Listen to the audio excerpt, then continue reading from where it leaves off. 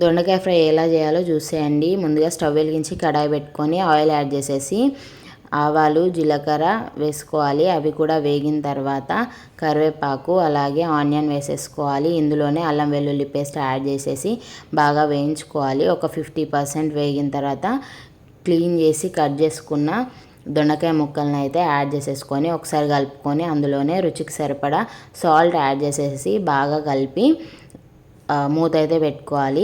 ఈ మూత అనేది మన ముక్కలు వేడేంత వరకు పెట్టుకుంటే సరిపోతుంది. తర్వాత మూత తీసేసి కలుపుతూ ఉండాలి. 1-2 మినిట్స్కి ఒకసారి కలుపుతూ ఉండాలి. ఇలా 70% ముక్కలు వేగాక పచ్చిమిర్చి అలాగే పసుపు యాడ్ చేసేసుకోవాలి. ఇది కూడా బాగా కలుపుకుంటూ ఉండాలి.